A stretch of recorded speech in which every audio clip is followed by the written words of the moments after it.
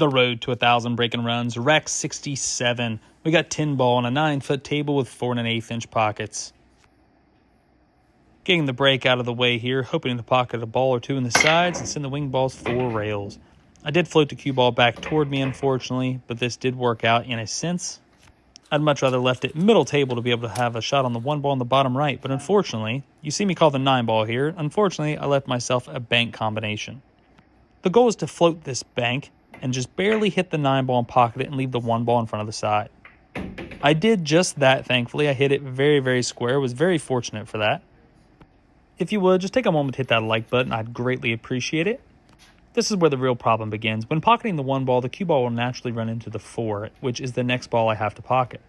You see me pointing my cue there. I was planning on hitting the 4 on the left side. I thought it would naturally hit the 4 on the left side and push it to the right of the side of the table a little bit, if that makes sense. But instead, I pocket the 1 and bump the 4 square in the face and knock it toward the upper left-hand corner pocket, and thankfully, it did not fall. I will call this a lack of judgment or lack of experience, possibly not being able to read the tangent line as well as I should be able to. But here you see me stretched out with a bridge, and I am not a fan of the bridge. I'm absolutely awful with it. Need to practice it more. Pocketing the 4 ball, I want to send the cue ball between the 10 and the 5 or between the 8 and the 5 and leave myself a nice little angle. Shooting the 4 with about 3 o'clock spin, floating over to leave myself nice and straight in on the 5. I dead hooked myself with the 8 ball, and you see me stand up in pure frustration because this rack was honestly pretty easy, and now I have messed it up. I instantly went ahead and grabbed the jump cue. I'm way stretched out over the table, as you can see. I don't have a lot of hope in this, but I start thinking, I was like, this really isn't that bad. But I want to be able to draw the cue ball, so I'm going to jump draw to be able to play the 6 in the upper left. Shooting the jump shot with draw, I did get some draw, but I did not get enough. Now I have a shot on the 6 on the side, you think, but these side pockets are extremely tight from that angle.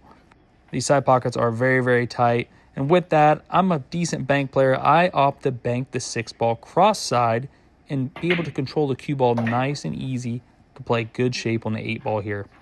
Drew the cue ball back with 6 o'clock spin, left myself a great angle on the 8, and at this point, I felt a great relief off my shoulders. Pocketing this 8 ball with just a low spin, sending the cue ball off the right side long rail, and just popping back out to have a shot here on the 10 ball. Now this rack has had some pretty good shots, so you definitely want to give the 10 ball the justice that it is due. Take your time, line the 10 into the pocket, get down, and stroke it in with confidence. Pocketing this 10 ball will conclude this rack on the road to 1,000 breaking runs. I hope you guys liked this one. It was a little bit more exciting than some of them. And if you will, please check out my sponsors. I would greatly appreciate it.